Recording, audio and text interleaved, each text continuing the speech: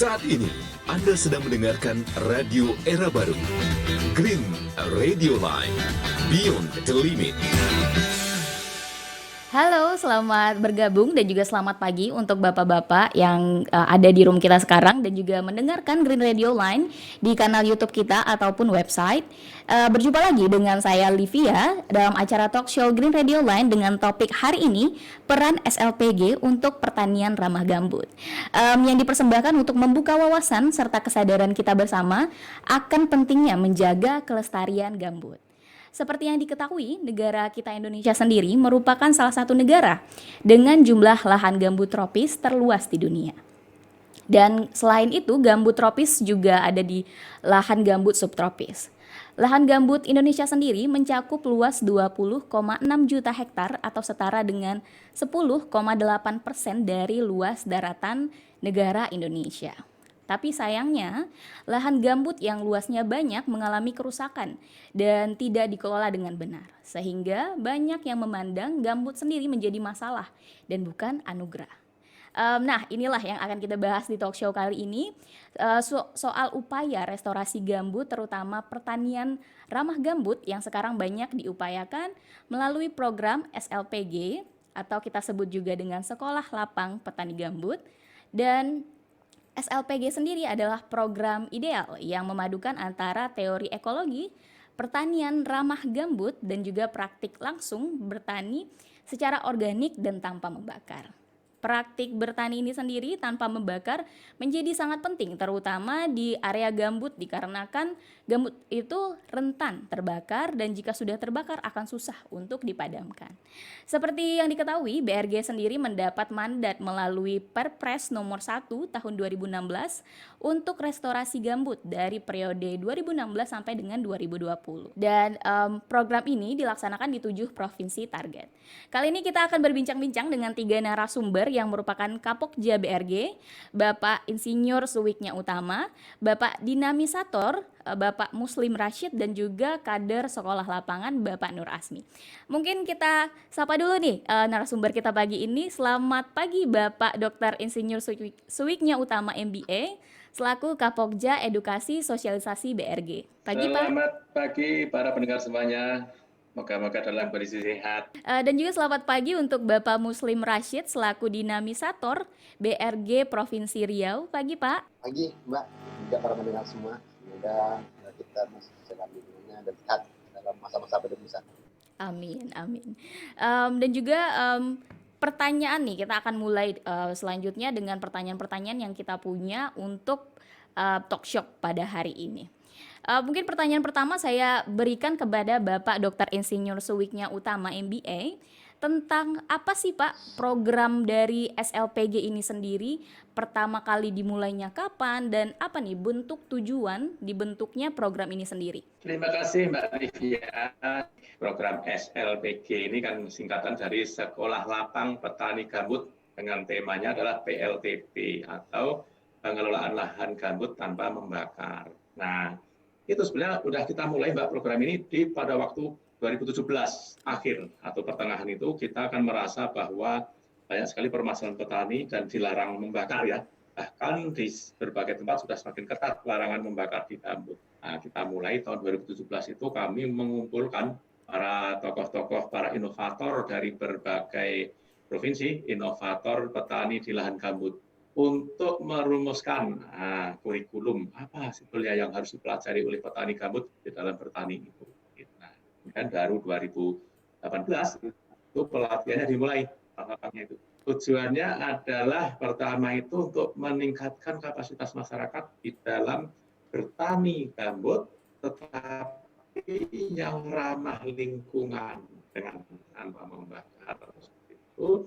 Nah, setelah kapasitas meningkat, perilaku di dalam melakukan pertanian itu tidak membakar. Itulah harapan kami. Dengan cara apa? Membuat percontohan. Itulah kira-kira gambaran awal dari sekolah lapang.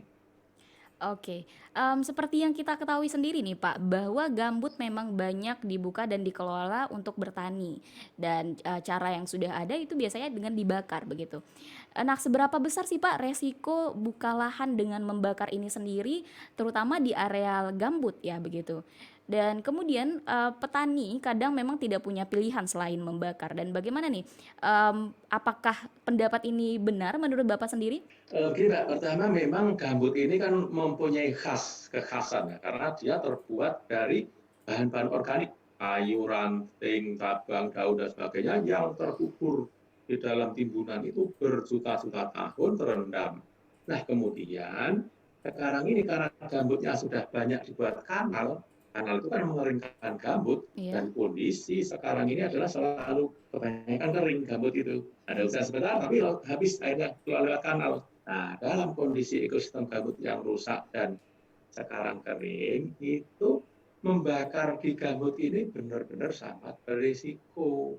Karena kalau membakarnya itu di tanah bukan gambut, zaman dulu nenek moyang kita melalui namanya perladangan berpindah, itu dulu yang dibakar adalah seresahnya, ranting, daun yang sudah kering dibakar sampai ke tanah, tanahnya nggak bakal kebakar, tanah lempung, tanah pasir kan. Tetapi kalau ini gambut diterapkan di gambut sangat berbahaya. Gambut itu kalau kering adalah bahan bakar yang berada di tanah itu, sehingga apa?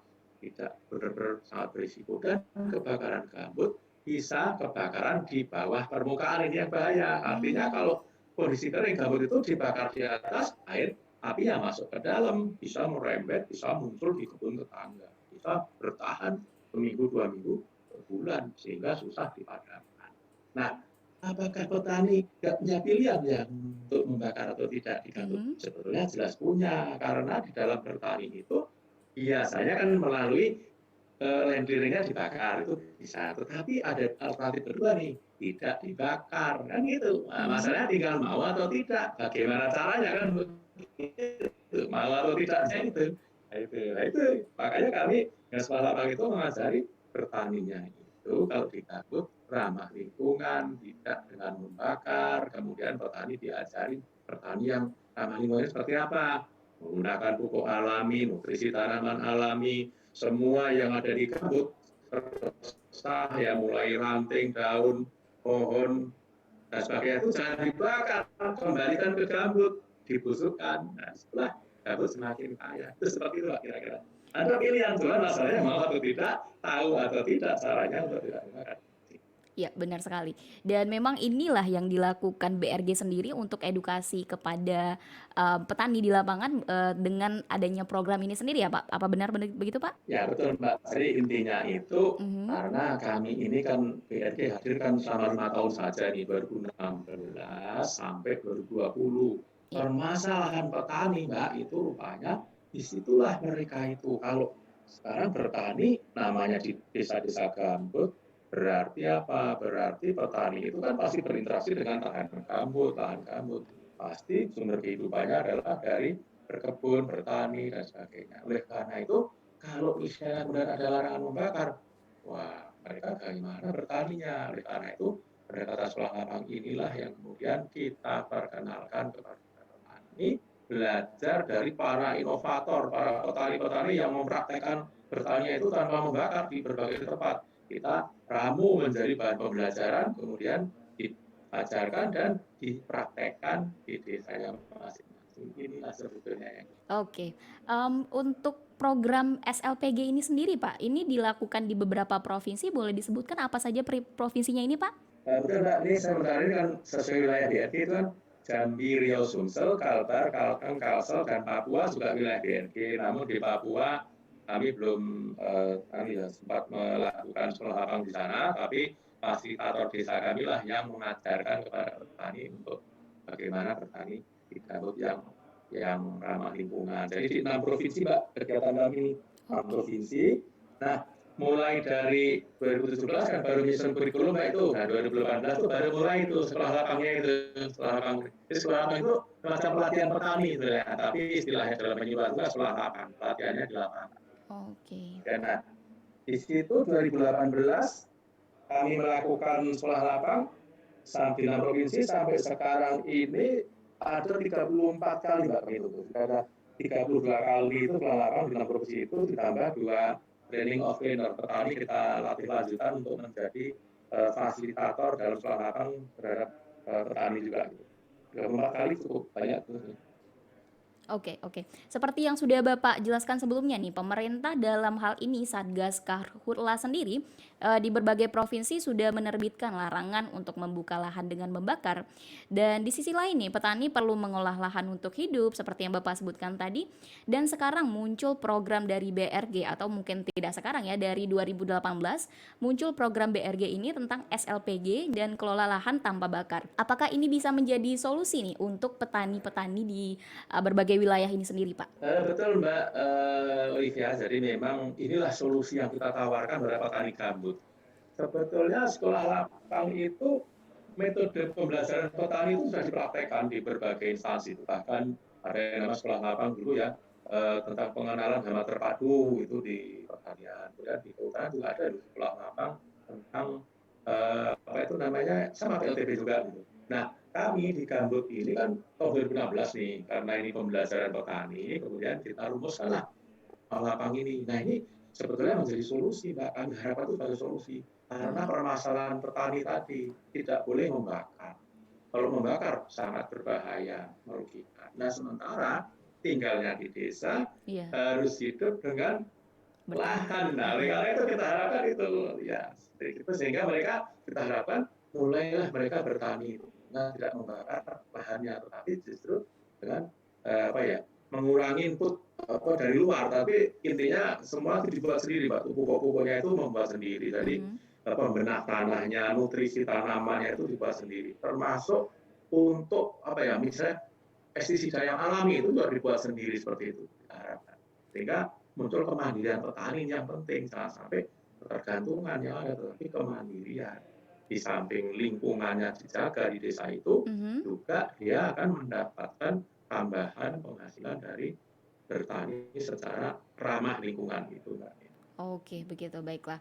Dan saya penasaran nih Pak, apa saja sih materi yang diajarkan dari SLPG ini secara garis besarnya, dan sudah berapa lama SLPG ini dibina oleh BRG sendiri? Kalau misalnya dari apa yang Bapak sampaikan itu dari 2018 sampai 2020, berarti ada 2 tahun, dan apa benar begitu Pak? Dan bagaimana nih materinya begitu? Betul Mbak Nivia. Jadi materinya selama itu 4 hari ya, 4 hari itu artinya di lapangan di desa itu materinya itu mulai ini pertama itu terkait dengan restorasi gambut, kemudian juga terkait dengan pemandu konsep-konsep pemandu sekolah lapang, kemudian gimana menyiapkan lahannya itu tanpa membakar itu kita diajarkan di situ.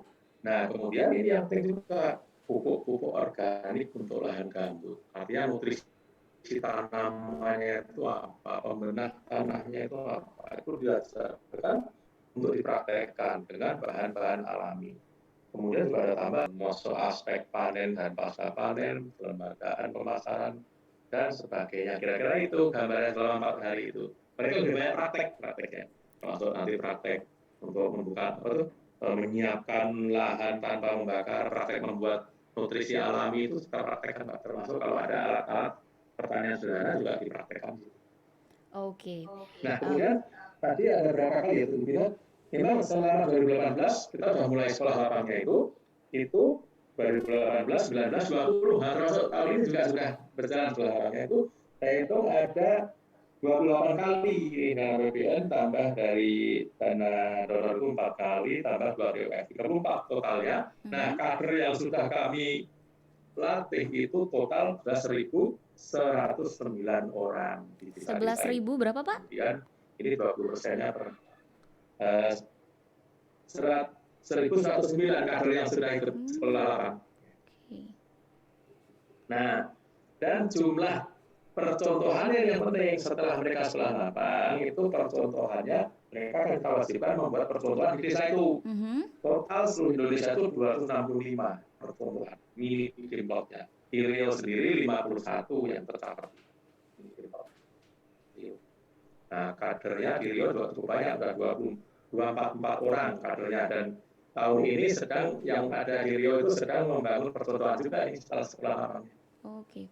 Di Riau sendiri Pak, di daerah mana saja diterapkan pelatihan ini sendiri? Kebetulan kalau tahun ini Riau itu ada di kemarin Bang Muslim yang hafal ini ya, ada di Pulau Padang yang pelatihannya, kemudian ada yang di Bengkalis sama Inhu Indragiri Hulu, itu tempat pelatihannya ada 3 titik yang sudah ini kita lakukan tahun ini. Oke, siap. Nah, Tapi kalau tahun lalu beberapa tempat juga, jadi memang tidak oke, baik. Terima kasih, Pak. Dan bagaimana nih, Pak, tanggapan petani sendiri di lapangan tentang adanya program ini? Dan di sini kan BRG sendiri mengedukasi petani bahwa membuka lahan dengan berbakar itu tidaklah baik untuk ekosistem dan juga untuk lingkungan. Tanggapan nih dari petani sendiri menerima informasi dan ilmu ini bagaimana, Pak? Ya, secara umum gini Mbak, dari hasil evaluasi kami itu secara umum memang antusias Mbak mereka. Mereka tadinya kan banyak yang tadinya tuh nggak begitu bertanya-tanya gitu loh, apakah ada memang metode seperti ini dan sebagainya, itu antusias sekali. Bahkan untuk membuat pupuk-pupuk alami nutrisi tanaman itu mereka rupanya bisa ditemukan di sekitarnya bahan-bahannya itu yang membuatnya mereka antusias.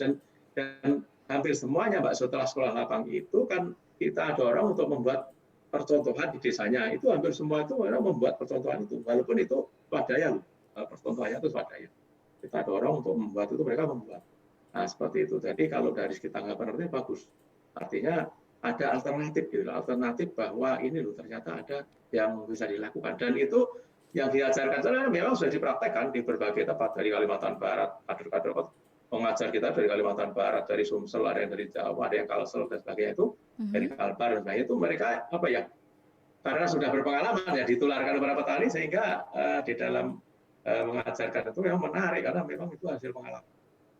Dan kita harapkan petaninya juga bukan sebagai murid loh Mbak, di dalam sekolah lapang itu semua itu adalah pembelajar semua. Jadi ada masing-masing itu juga sebagai guru. Gitu. Artinya petani nanti diberi kesempatan kalau memang menemukan hal-hal yang baru di nggak apa-apa, dikembangkan saja sendiri gitu. Dan itu banyak seperti itu. Kemudian mereka setelah dari sekolah lapang kemudian malah memproduksi berbagai pupuk alaminya itu pupuk cair, pupuk padat, mereka memproduksi kemudian mempraktekkan di percontohannya, bahkan beberapa tempat sudah lebih semakin luas dalam satu, nggak hanya mini lagi, percontohannya itu malah menjadi semacam setiap kelompok mengembangkan di lahannya, kemudian mengembangkan pemasaran cukup komplit. Itu nanti di Riau banyak beberapa hal, nanti Bang Muslim itu persis gitu kondisi tempat di Riau. Oke, baik, terima kasih Pak. Oke, luar biasa sekali.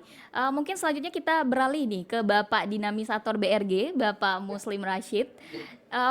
Bagaimana nih Pak menjelaskan apa sih kriteria petani untuk bisa ikut bergabung dalam pelatihan dari SLPG yang diadakan oleh BRG ini sendiri?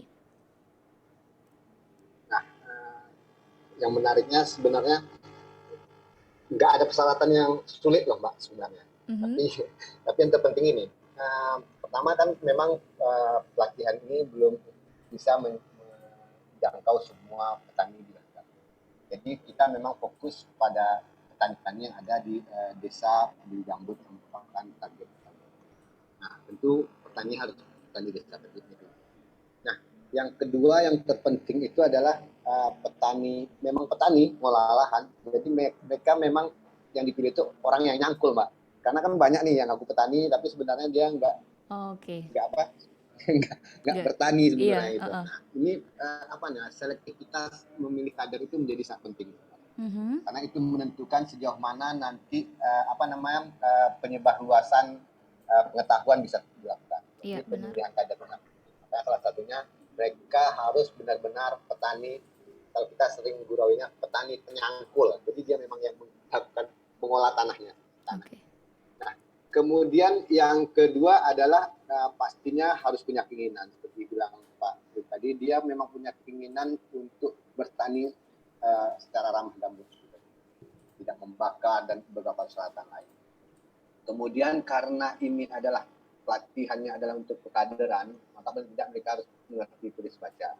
Karena kan dalam pelatihan itu nanti ada materi pengetahuan dari luar, pengetahuan yang sebenarnya pengetahuan mereka juga yang coba dituliskan. Nah, itu mereka ingat-ingat kembali dan dituliskan.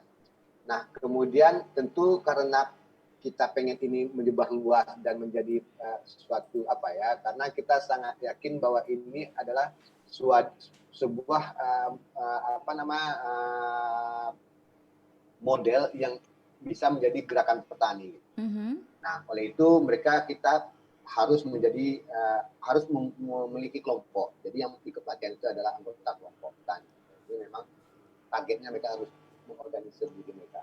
Jadi mereka adalah kelompok petani dan siap untuk mempraktekkan semua pengetahuan yang dia dapat di sekolah lapangan. Karena nggak ada artinya, Pak. Ada pengetahuan, udah dikasih pemahaman, tetapi nggak dipraktekkan, itu ya tidak tahu kan apakah pengetahuannya itu bermanfaat atau tidak. Makanya dia harus berkomitmen untuk siap mempraktekkan semua yang didapatnya itu melalui template yang kita sebut demonstrasi plotting yang dibilang Pak Wid tadi. Nah, atau di lahan masing-masing. Tapi karena kita pengen dia berkelompok berorganisir, maka kita harus minimal memiliki satu template di setiap desa. Oke. Yang terakhir tentu karena dia sudah dapat pengetahuan, sudah mempraktekkan, tentu harus punya komitmen untuk menyebarluaskan pengetahuan mereka. Iya, benar sekali. Oke. Kira-kira sederhana itu sih sebenarnya. Gini Pak, saya agak penasaran nih. Bapak bilang harus memiliki keinginan untuk belajar. Bagaimana nih cara Bapak sendiri memilih ini orang ini punya keinginan nih untuk berubah atau menjadi lebih baik atau bisa menyebarkan luasnya semua ilmu yang didapat? Apa jaminan atau tolak ukurnya untuk melihat hal ini sendiri dari petani-petani? Nah, itu yang saya bilang tadi, bahwa pemilihannya kan tidak serta-merta hari ini kita ke desa langsung kita pilih, Mbak. Jadi yang memilih itu adalah fasilitator desa. Jadi BRG itu setiap di desa-desa dampingan mereka dia ada satu orang fasilitator yang itu day by day-nya ada di desa. Jadi dia berteman dengan masyarakat desa, mengikuti agenda-agenda masyarakat desa. Mereka ikut ke sawah, kalau yang ada petani tentu dia akan ikut, benar nggak di petani, ikut ke lahan mereka, melihat. Jadi itu dalam proses yang tidak serta-merta kita datang mengambilnya. Itu kalau yang tahun ini itu cukup panjang kan ada pandemi kan. Kita baru ada pelatihannya bulan kemarin Agustus. Pada tahun-tahun sebelumnya kita maksimal paling cepat mengadakan pelatihan itu 3-4 bulan setelah kita ada di desa. Jadi memang kita harus kenal petaninya dulu. Makanya saya bilang ketika milihnya itu memang dia tukang cangkul. Dari mana kita tahu tukang cangkul? Karena proses kita hari-hari ikut dia gitu. Berdiskusi dengan dia, mendapat pengetahuan, dapat komitmen, apakah Bapak nanti sepakat untuk kita kembangkan pengetahuan ini. Nah, dari dialog itu udah kita bisa menggali sejauh mana sih komitmen mereka untuk melakukan itu. Luar biasa. Alhamdulillah metode ini sangat-sangat cocok dan kita sangat banyak kader-kader yang cukup bagus berkembang di desa-desa DPG. Nah, sebenarnya Riau perlu berbangga hati juga, Mbak, karena sangat banyak kadernya yang cukup bagus dan berhasil. Misalnya gini, kita punya kader yang dipromosikan dia berbicara di sebuah kampus universitas yang ada di Singapura, Universitas Nasional of Singapura itu. Dia berbicara di sana tentang bagaimana mengolah lahan tambah bakar, memberikan komitmen pada negara tetangga bahwa kami tidak membakar lagi. Kami praktekkan, ini yang saya lakukan, itu petani loh, Mbak. Petani lapangan ya, Pak ya? Iya, jadi memang petani yang langsung berbicara di kampus untuk meyakinkan bahwa kita tidak membakar. Jadi komitmen pembakaran itu bukan hanya ada di pemerintah saja, tapi sudah sampai di tampak. Tapi memang ini perlu penguatan yang lebih masif lagi.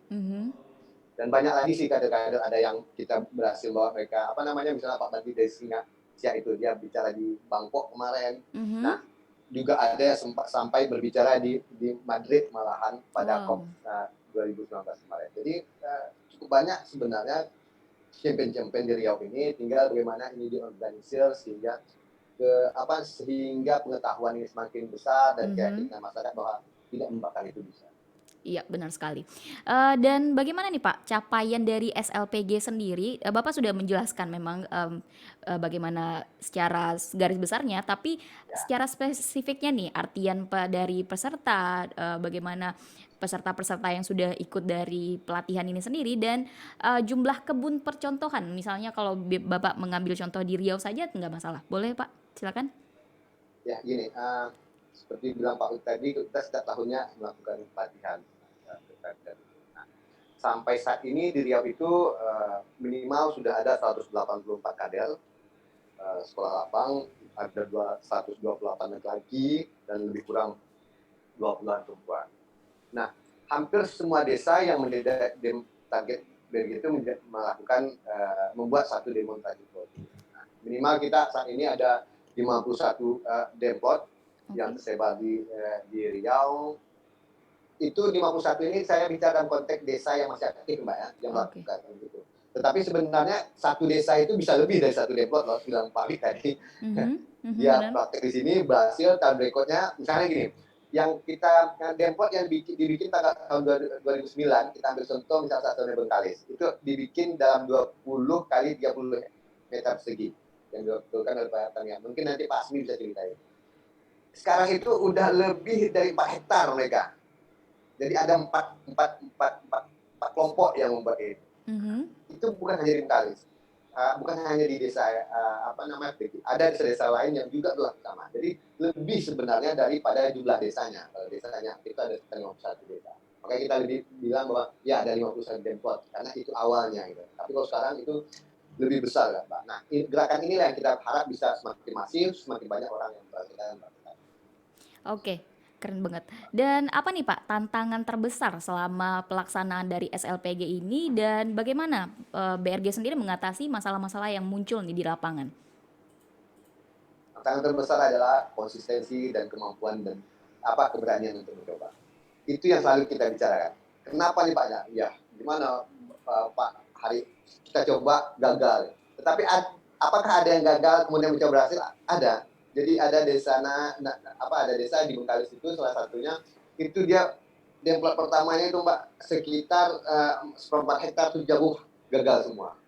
Dia coba kedua berhasil dan sekarang mereka ada lebih kurang 2,5 hektar buka baru lagi.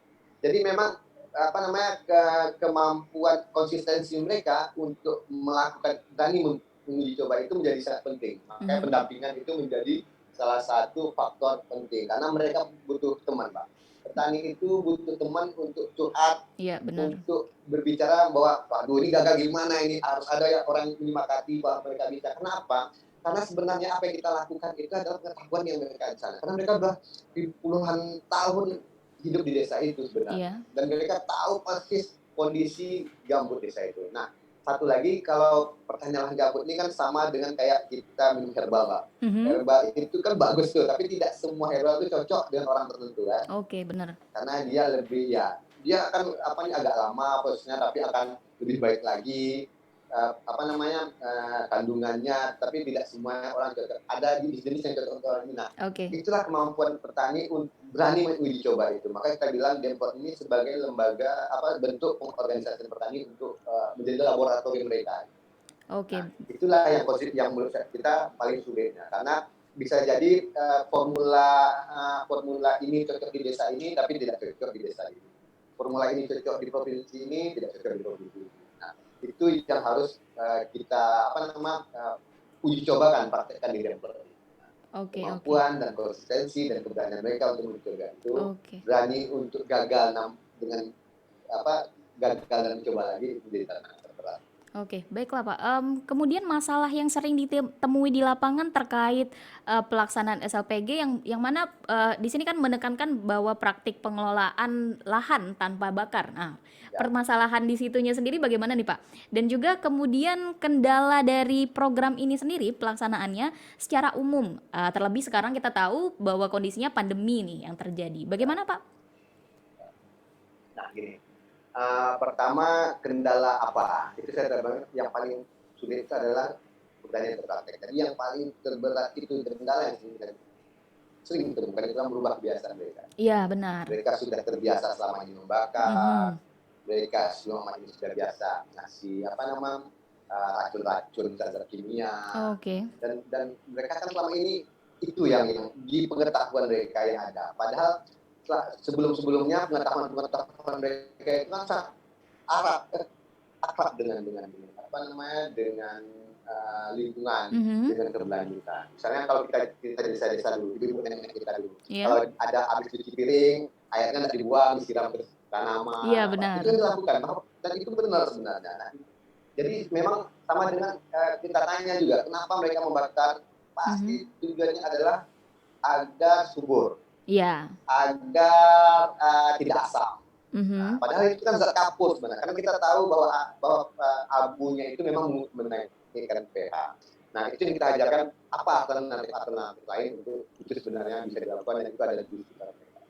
Nah, yang dilarang itu bilang Pak Widi tadi kan sebenarnya bukan abu kebakarannya yang masalah, tapi mereka membakar itu yang masalahnya. Karena itu menjadi subsidensi, pencemaran dan rusaknya. Kan?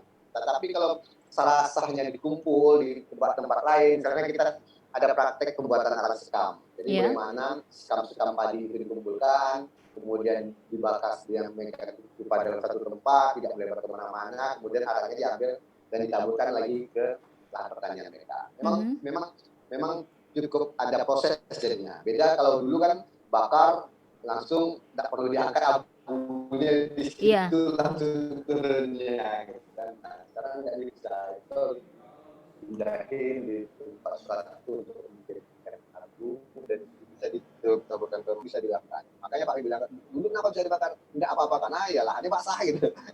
Jadi lebih gampang. Kalau sekarang kan enggak, usahakan sudah semakin masif dan itulah yang paling agak sulitnya itu merubah kebiasaan.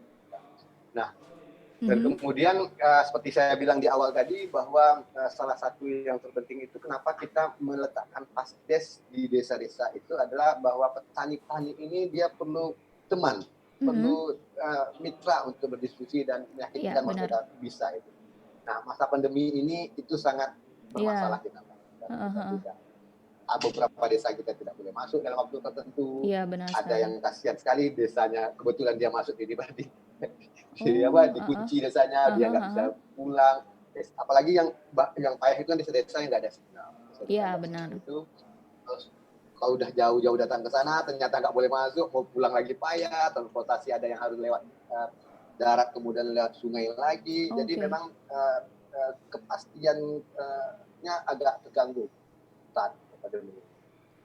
Seperti sebenarnya kan pelatihan ini kita lakukan kalau tahun ini kan seharusnya itu kan di bulan Juli sebenarnya. Ini akhirnya kita undur hingga akhirnya di akhir Agustus hingga awal September. Ini memang bergeser semuanya agenda kita. Iya, memang jadi pandemi memang, ini banyak kendala yang ini, tapi kita sangat yakin bahwa apa namanya agenda-agenda restorasi ini harus tetap jalan dan dukungan masyarakat sangat penting dalam proses. Ya, benar sekali. Nah, selanjutnya nih Pak, peran dan partisipasi yang diharapkan baik ke depannya oleh BRG sendiri kepada petani dan juga pemerintah daerah terutama dan para pihak untuk keberlangsungan SLPG ini sendiri. Karena kita tahu untuk BRG sendiri akan berakhir pekerjaannya di tahun 2020 ini sendiri Kak, Pak, benar kan? Ya, apa nih Pak harapan dan peran yang diharapkan BRG sendiri akan keberlangsungan program ini di kedepannya? Pertama gini, bahwa hampir semua proses-proses diskusi di desa kita bilang bahwa untuk restorasi itu memang harus basisnya desa, basisnya dampak, karena mereka yang terkena dampak langsung, mereka pelaku utama, karena ada di lokasi itu. Jadi nggak bisa skenario restorasi itu ada di langit-langit di mana sana gitu. Jadi memang harus di desa. Nah, itulah salah satunya apa, pelaku di desa itu apa, petani. Jadi pemeran utamanya adalah petani, pengolah tanah yang ada di desa itu harus terlibat dalam proses restorasi.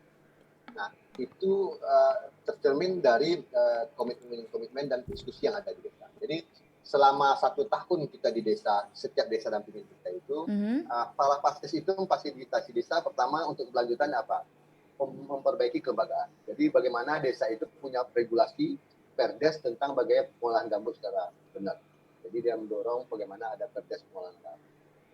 Nah, kedua, di tingkat desa itu dia bagaimana menganggarkan bersinergi dengan agenda restorasi, menganggarkan dalam perencanaan desanya. Jadi ada dalam APBDes-nya ataupun EKPDes-nya itu mendukung restorasi. Pasti ada anggaran restorasi. Itu di tingkat desa, Pak. Kita bicara di tingkat desa.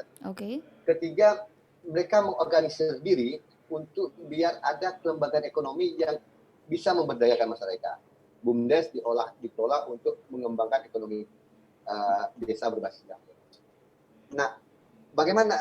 Apakah ini dilaksanakan desa? Nah, jadi kita ambil contoh 2019 kemarin. Itu luar biasa sebenarnya. Jadi komitmen desa, partisipasi desa itu untuk mendukung restorasi 2019 itu hampir 4,7 miliar. Oke. dari 25 desa DPG kita. Luar biasa. Bukan satu DPG, dari 25 DPG itu kita kumpulkan itu lebih kurang 4,7 miliar untuk mendukung agenda restorasi. Untuk apa saja macam-macam. Ada untuk skak tanah, ada perbaikan, ada untuk bantuan ekonomi masyarakat desa melalui pemberdayaan, ada tanaman, macam-macam yang sesuai dengan agenda restorasi. Nah, itu yang dilakukan oleh desa. Nah, kita berharap komitmen-komitmen yang kita tampak itu didukung oleh di atasnya provinsi dan kabupaten dan provinsi tentunya. Desa sudah berani bikin perdes tentang restorasi gambut, pengolahan gambut, menyediakan anggaran untuk itu dari anggaran desanya. Nah, kemudian membuat program kerja untuk itu, membuat lembaga ekonomi mendorong itu semua. Kita nunggu itu juga ada di komitmen itu kabupaten. Kita berharap ada peraturan daerah tentang itu sehingga ada anggaran kabupaten yang ditujukan untuk merestorasi gambut kita dan tentu ada kegiatan ekonomi yang didorong. Nah, provinsi juga itu kita berharap provinsi juga mengagendakan bagaimana dukungan provinsi untuk agenda-agenda restorasi. Sehingga semua agenda yang kita susun di tingkat desa itu bisa dilaksanakan dan didukung oleh setiap level yang ada di kabupaten dan provinsi. Nah, ini yang kita harapkan untuk keberlanjutannya. Jadi restorasi gambut ini tidak bisa dilakukan oleh satu pihak saja, oleh BRG saja. Itu ada keterlibatan banyak pihak. Ada dinas pertanian, kalau di kabupaten di provinsi ada dinas kehutanan, ada dinas macam-macam. Iya, ada benar. infrastruktur, karena itu menyangkut nanti kehutanan. Jadi banyak keterkaitan. Nah, ini harus bersama-sama kita di daerah ini untuk menyelamatkan daerah kita dari kehancuran gambut itu sendiri. Oke, baiklah. Untuk Bapak Insinyur Suwiknya bisa bergabung? Apa masih bergabung dengan kita? Ya, masih siap. Iya, saya mau bertanya lagi nih kepada Bapak sendiri. Bapak kan Ketua Pokja Nasional berarti ya Pak ya? Ya, benar. Untuk yang Bapak lihat sekarang nih, bagaimana dari nasional sendiri program ini dan partisipasi dari berbagai daerah sendiri, dari pemerintah provinsi dan juga kabupaten, apakah ada nih partisipasinya dalam program yang dibuat BRG ini sendiri tentang SLPG program ini sendiri, Pak? Baik, Mbak. Jadi pada prinsipnya memang pendekatan kita ini karena BRG ini kan sifatnya memfasilitasi dan mengkoordinasikan berbagai pihak ya di dalam berbagai kegiatan restorasi gambut. Sehingga kami juga memperkenalkan program-program ini di dalam berbagai kesempatan, itu dalam kesempatan rapat koordinasi dan sebagainya itu kita sampaikan, bahkan sampai laporan kepada RI 1 pun ini kita catat terus, kita sampaikan ini loh capaian-capaian setelah lapang, dan ini banyak diapresiasi di berbagai tempat. Nah, oleh karena itu kemudian kami juga menjalin berbagai kerjasama Mbak dengan berbagai badan. Contoh kalau di tingkat pusat itu dengan BNPB, dan BNPB itu kemudian kita melakukan kerja bersama dari aspek pencegahan, karena BRG ini kan aspek pencegahan. Kemudian BNPB juga melakukan di rupanya yang mirip dengan kita ini di 6 provinsi kebetulan ya. Dia juga melakukan sosialisasi dan sekaligus semacam sekolah lapang begitu untuk petani-petani gambut itu untuk BNPB. Beberapa instansi juga sudah mulai mengapresiasi ya Mbak. Nah, untuk level provinsi dan kabupaten itu kami mengajaknya melalui sosialisasi dan FGD tahun ini. Kami adakan sosialisasi itu secara umum, stakeholder banyak yang ikut kan, provinsi, 6 provinsi itu. Kemudian ada FGD. FGD itu para stakeholder kita kumpulkan Mbak secara offline di 6 kota provinsi itu untuk kami ajak bersama-sama di dalam melakukan restorasi gambut itu. Ayo kita berbasis desa dan kawasan perdesaan, itulah yang kami sedang berkoordinasi agar mereka bisa saling mendukung. Sebetulnya kalau yang dukungannya nyata memang di beberapa provinsi dengan terbentuknya kawasan-kawasan perdesaan itu, nah itulah potensi-potensi lokal itu bisa mulai diangkat. Memang salah satunya tidak hanya sekolah lapang ya, tetapi minimal potensi-potensi lokal dari gambut itu banyak yang dikembangkan melalui pendekatan namanya kawasan perdesaan. Di Riau betul sudah ada itu yang di Bengkalis, ada yang di Siak dan sebagainya itulah partisipasi berbagai pihak. Kalau dalam kawasan desa itu nanti ada dinas-dinas yang mulai masuk sampai ke desa kegiatan itu kita harapkan seperti jaringannya yang di provinsi, kabupaten, kemudian di pusat juga ya salah satunya dengan BNPB dan sebagainya itu sudah mengadopsi, bahkan sekolah lapangnya BNPB sudah mulai Mbak ini sudah 2 provinsi ini beberapa provinsi lagi gitu. Oke. Dan ini membuat saya penasaran juga nih Pak, bagaimana sarana dan prasarana sendiri? Kan di sini masyarakat diedukasi, diberikan informasi baru untuk membuka lahan tanpa membakar. Dan sarana apa yang disediakan oleh BRG sendiri sebagai tools untuk dilakukannya hal ini di lapangan? Oh ya, jadi begitu Mbak, kami BRG ini kan dalam mendorong, menggalang partisipasi masyarakat itu kan kita prinsipnya adalah salah satu itu keswadayaan Mbak. Keswadayaan itu artinya apa? Artinya mereka biar berkembang dengan potensinya sendiri. Nah, karena itu BRG itu kalau kami ibaratkan ya dalam konteks sekolah lapang ini kepada masyarakat itu kami tidak memberikan ikan. Itu ibaratnya tidak memberikan ikan, tetapi kami memberikan pancing dan melatih caranya memancing agar mendapatkan ikan. Nah gitu kira-kira. Kita harapkan kalau pancingnya rusak, masyarakat juga harus beli sendiri pancingnya, jangan minta BRG lagi gitu. Nah itulah sehingga apa? Sehingga mereka bisa mendapatkan ikan, bertani tanpa membakar itu bisa mendapatkan hasil seperti itu. Nah apa bentuk fasilitasinya BRG selain pelatihan itu kami ada juga membantu Mbak alat memang alat sederhana berupa bantuan alat, ada kultivator Mbak, traktor kecil gitu, kemudian ada alat pencacah rumput, mesin pencacah rumput kecil gitu.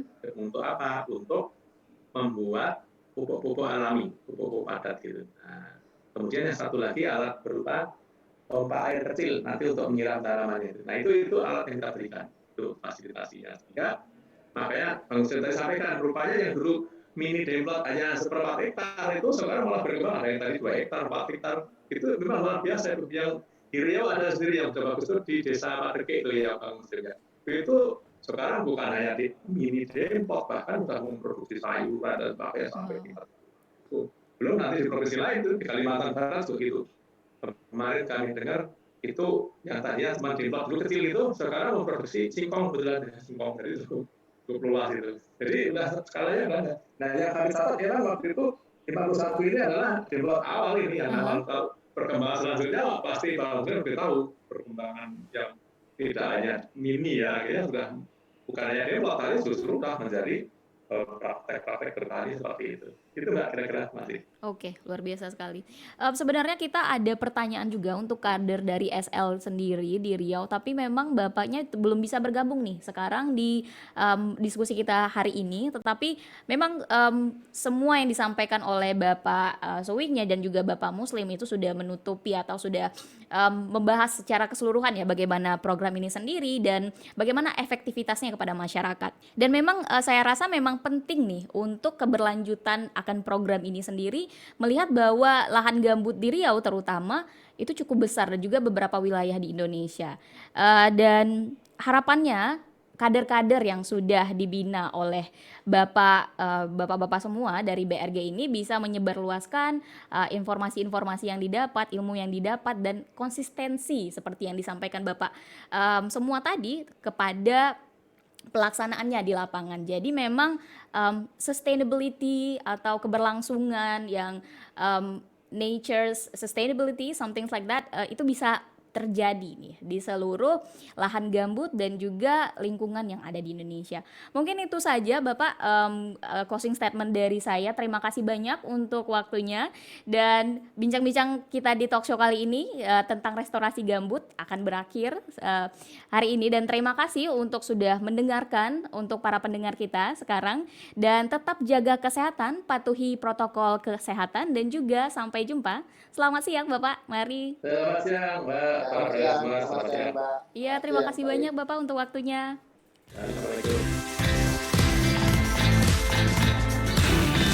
Saat ini Anda sedang mendengarkan Radio Era Baru, Green Radio Line, Beyond the Limit.